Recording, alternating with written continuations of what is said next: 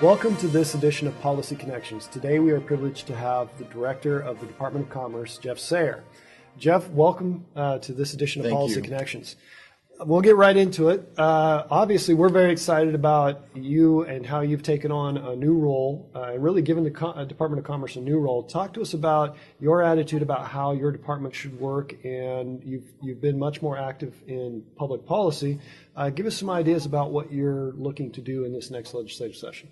No, I appreciate the chance to be here, Alex. And I would just reinforce the message that people I think are hearing from us, that we're all about supporting business in Idaho. Our whole job, in my mind, is to move our economy forward, and there are several ways to do that. And so we are going to get involved in public policy because we feel like we have to protect Idaho's business environment. We've got to keep costs low, and we've got to keep it business friendly. And so you're going to see us actively support a number of things that support that. And this year, 3 come to mind. I mean, we're right in line with what you guys are suggesting. We do need to eliminate the personal property tax. It's a tax that simply needs to go. I mean, are there ramifications? Yes, and we need to respect those and honor those, but we've got to get rid of this tax. It's a barrier in a number of different situations. The other 2 that you'll see us actively involved in is what we're calling the Opportunity Fund, and also the Governor's Home Act. As we've studied best practices all around the nation, the 2 things that we're seeing that states are using that are actually producing a return for their states is in essence, what is called the closing fund and a high wage tax credit. And we have needed those in Idaho for some time. And both of those pieces of legislation will introduce those to Idaho and give us those tools. And so we're very excited about those. And again, you're going to see us involved in anything we can do to move our industries forward and make them more nationally and globally competitive. And we're going to be in the conversation in some way if it affects our companies. Excellent.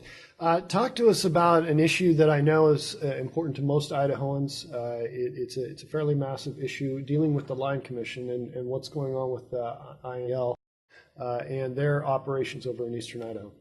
You know, when the governor reached out last year and set up that commission, he came over and asked if we would chair that.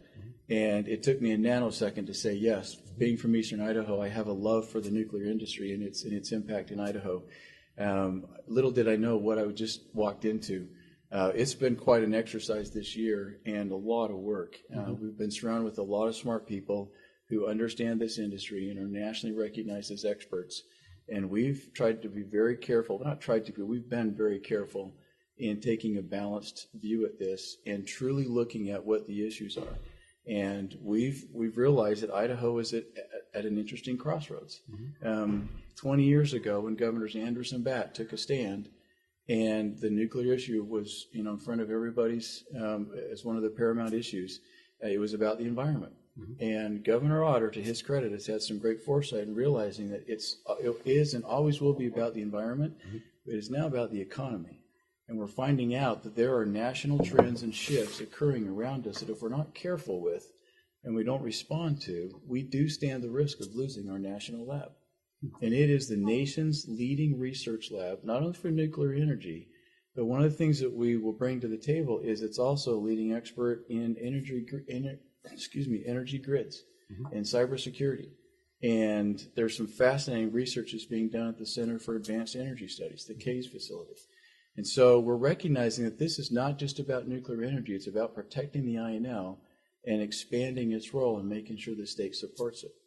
And the interesting thing is, and maybe it'd be the right time to clarify this, is everyone's expecting us to come out and say we should bring nuclear fuel back to Idaho and we should reopen the settlement agreement. And we expected those issues to be in front of us.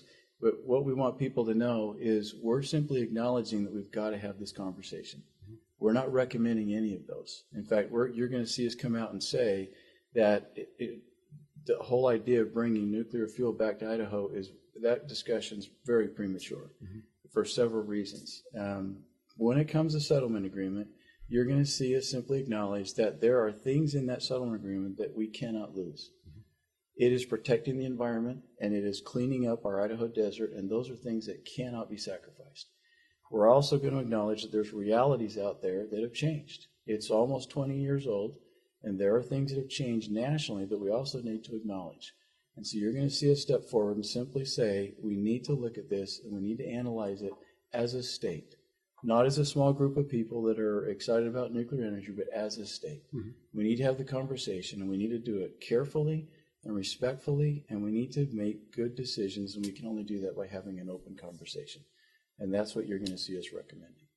But it's been an honor to serve on that commission, and it's been very eye-opening. Well, I can't think of a better person to lead that group than you. So you're very kind. I appreciate that. Thank you. We certainly appreciate your leadership there, and we appreciate you taking the time to be part of this first Policy Connections. We anticipate this won't be the last. Certainly after the legislature, we'll be looking to have a conversation with you again, maybe give you your assessment of how things went in the legislature. So I'm honored to be here, and I appreciate it. Thank you. Well, thank you very much for joining us for this edition of Policy Connections.